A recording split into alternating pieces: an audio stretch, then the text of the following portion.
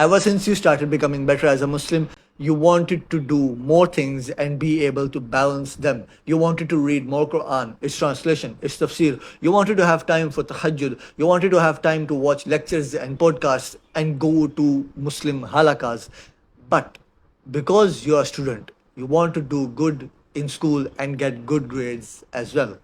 But then you see everyone else doing side businesses, and so you want to start one as well. But then you also know the importance of going to the gym and being fit. But then you want to read books, spend time with friends and family, and above all of this, you want to have time for your hobbies as well. I'm someone who is preparing for MDCAT and has practicals going on, which means I am only home for 3 to 3.5 hours a day other than sleep. But then I have a YouTube channel. I have two communities which I manage as well, and then I have another side business as well. But then I'm a Hafiz, which means revising Quran every single day is basically furz on me. But then I go to the gym, read books, watch lectures, and I have time to spend with friends and family as well. And after all of this, I have time to spend on my hobby as well, which is learning about history. And so let me show you exactly how I am doing that. But before that, Assalamu alaikum. My name is Zod, and I am someone who has been on Muslim self improvement for 3 years now. Someone whose mission is to help the Ummah by doing and bringing people on Muslim self improvement. First of all, you might be asking yourself, why should I balance like my Deen and Dunya and all of that stuff? Why should I balance these things? Why cannot I just like do one thing, and why cannot I just waste my time and like not do anything with my life? First of all, in my opinion, it is the duty of every single Muslim man and woman to do good in this age. Because have you looked at the condition of the Ummah? If you are not blind, and if you have more than two brain cells in your brain, you know and you clearly understand the condition of the Ummah. And so it is your duty to do good as a Muslim man or as a Muslim woman, both. It is your duty, because you must make sure, because the ummah is at a downfall right now. If you do not do things good, if you are like just lazy, and if you are not productive, this downfall will continue. So it is your duty to make sure that we can turn the tables. And so without wasting any much of your time, let's get into the first thing. And the first thing you must do to be able to balance both your deen and your dunya is waking up early. And I know this is cliche advice and you really want to click off the video right now, but have you ever thought about why does everyone say that you should wake up early? Why do we think that if we want to be productive, we should wake up early and all of that stuff? Your answer is going to be because it's sunnah, the Prophet peace be upon him used to wake up and like all of that stuff. And that's not a bad answer at all. But did you know that there are some studies going on that are working on the fact that time passes slower in the morning? And I am so sure that you have realized this and you have noticed this, that 1 hour in the morning is like 4 hours. You look at the time and then you do a lot of things, you do so many things, and you complete your entire list, and you have done everything you had to do for the entirety of the day, and then you look at the time and like around an hour or just 90 minutes have passed. But then in the evening, you look at the time and you do some things, you watch like 5 minutes of video, and then you look at the time again and an entire hour has already passed. Time passes slower in the morning than in the evening. They are doing the studies, but we know the reason. We know the reason because the Prophet peace be upon him made dua to Allah that, oh Allah, put barakah for my ummah in the early hours of the day. So you must understand and you must like take in the concept of barakah, that barakah is in the early hours of the day. And we know this dua was accepted because the Prophet peace be upon him then told us that Allah has put barakah for my ummah in the early hours of the day. And so now you might be asking, okay, I understand. Give me actionable steps, and like how early should I wake up? And here there is no one size fit all answer. It depends on you. But there is a rule that you must follow here, which is If you go to school or college, or if you have to go to work or anything like that, you must have at least 90 minutes of work in the morning before you have to like take a bath, before you have to like eat breakfast or anything like that. You must have at least 90 minutes in which you can do your work. And I'm telling you, these 90 minutes are going to either break you or make you. These 90 minutes, if you spend them the right way, these 90 minutes are going to be more than 5 hours of work later in the day. But let's say you don't have school, you have no college, you have no work, you don't have to go to work in the morning or anything like that. What do? For you, the answer is wake up within 45 to 60 minutes of sunrise. The best thing is not to go to sleep after Fajr, but if you have to go to sleep, like something that like that, you cannot go to sleep earlier in the night. You have to go to sleep to complete your like hours of sleep, because you only got like 5 hours of sleep. Wake up within 45 to 60 minutes of sunrise. Like right now, when I'm recording this video, sunrise is at 4:57, 4:56, something like that. So you wake up at 5:45 or 6 maximum. So make changes in your routine right now. You and I both know that when you say to yourself that yeah, I will take the actionable step after the video ends, you and I both know really well that you do not take those actionable steps. Instead, you click on another video. So pause the video right now, and this is going to give me a bad retention or whatever. I don't care about that. I care more about changing your life. So please pause the video right now. Go and make the changes in your routine. Go and like set the alarms and like think about at which time you're going to go to sleep, at which time you're going to wake up, and like from when to when you're going to have your like 90 minutes of work in the morning. Or if you do not have to like just have 90 minutes of work, when is the time you're going to wake up? When is the time for you? Like 45 minutes, 60 minutes. Make all of those changes right now. And if this sounds cliche advice to you, you're like, what this everyone is telling me about this. Keep in mind that I am able to manage all the things I have told you in the start of the video in just 3 hours. By the way, if you want to join the resistance because you're serious about Muslim self improvement and you want to help the Ummah, go and check out the first link in the description, because I have an amazing plan for you there. Now, before we move on to the next point, there is a concept that you must understand, which is Deen and Dunya are not separate things. Deen and Dunya are one thing. The reason I made the title of this video how to balance Deen and Dunya, because like first of all, yeah, it's kind of clickbait. I'm going to be honest, but because like most people do not know about this concept that Deen and Dunya are one thing, they are not separate things. Because deen is not just you praying and you reading Quran and you like fasting and you like going doing Hajj and like you doing Eid and all of that stuff. Deen is not just that. Deen is a way of life.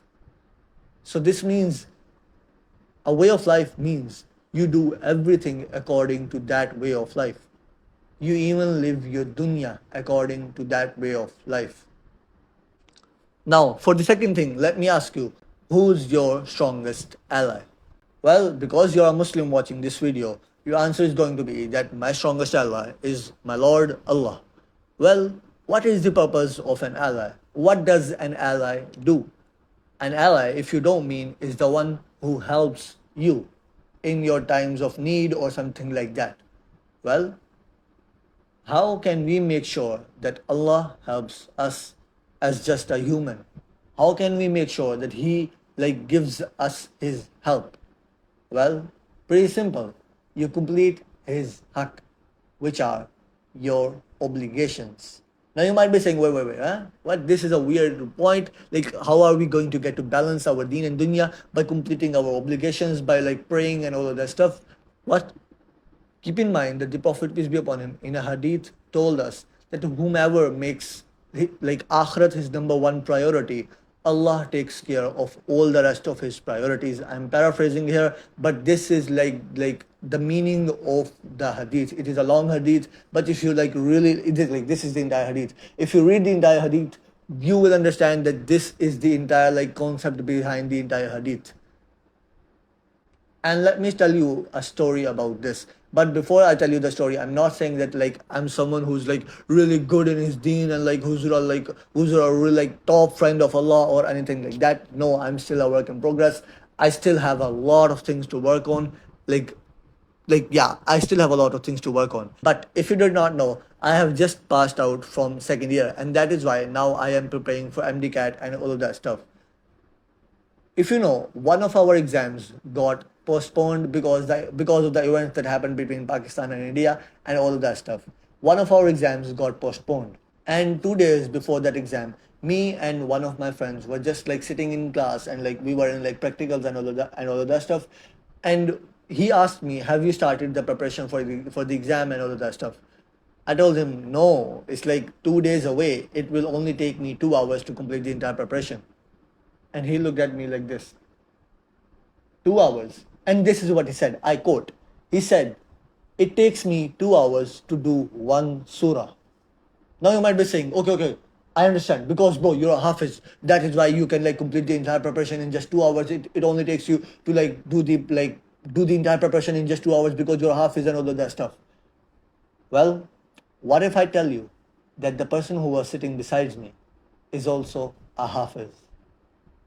And again, I'm not saying that who's like balancing, like who's completing the obligations, like who's completing the haqq of Allah really nicely. But I am like really trying because like I believe this is my like belief that Allah is my strongest ally. I do not have like a lot of like friends in the sense that like allies like friends who can help me with my work and all of that stuff. I have friends, like I'm not a like a lone guy or anything like that. No, but like I don't have a lot of friends who can help me with work and all of that stuff, and this is why I have the belief that Allah is my strongest ally. And when Allah is my strongest ally, I do not need a lot of allies that can help me with my work and all of that stuff.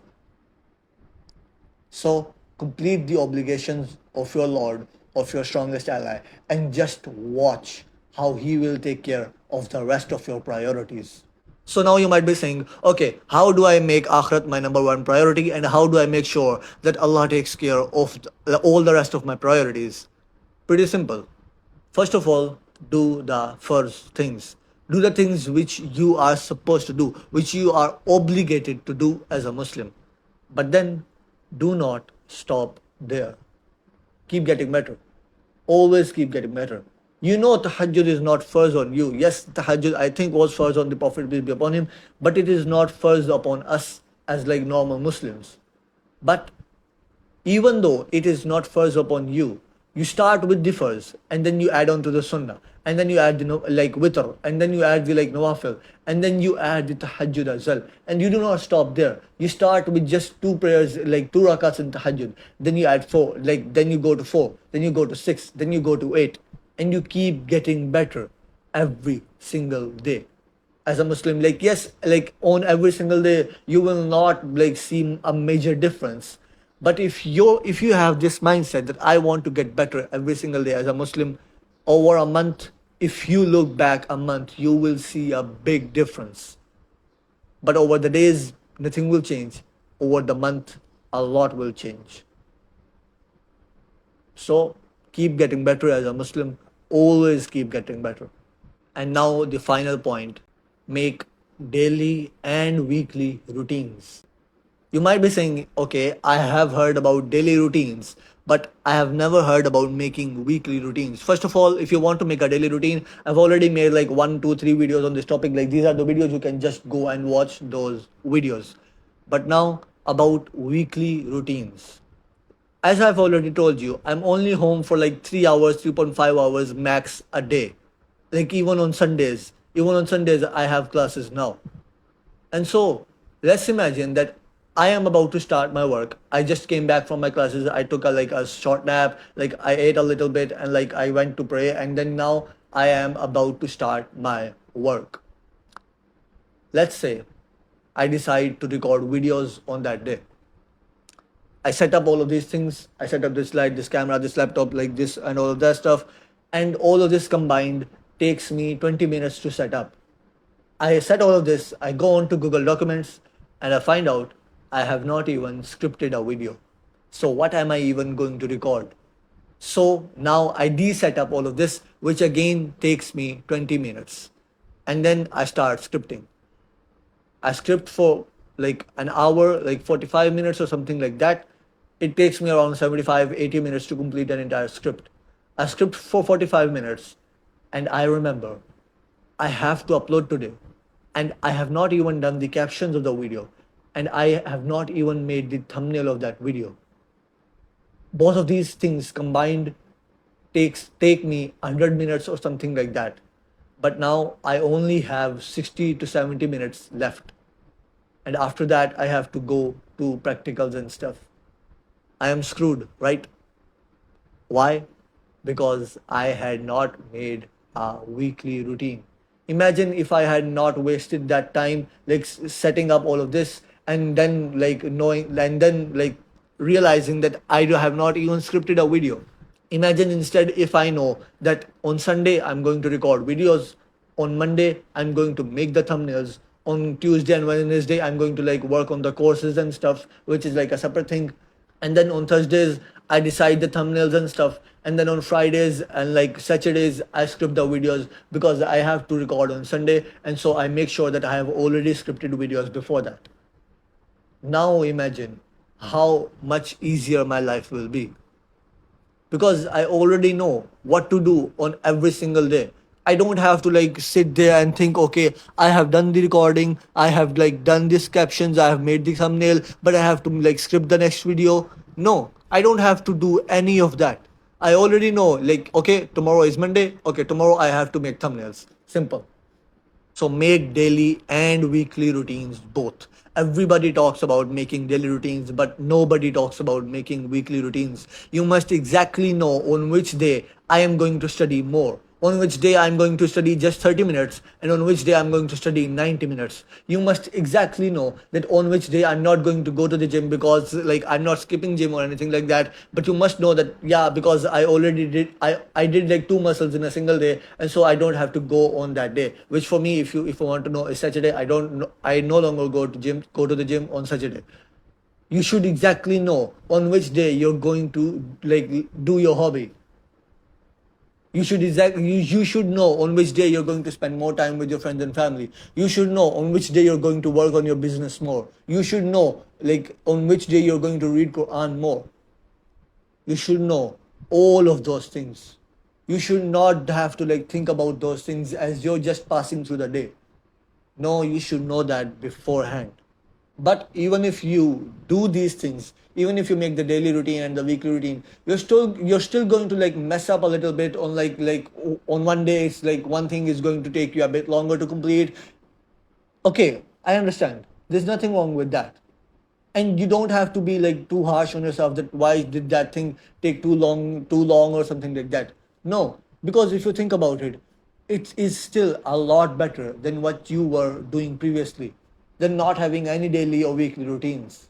And as I said, if you want to join the resistance, go and check out the first link in the description. Or if you want to join the like free communities, go and check out the second and the third links in the description. And so if I get killed for telling you all of this, then you must carry on without me, and inshallah I will see you in Jannah.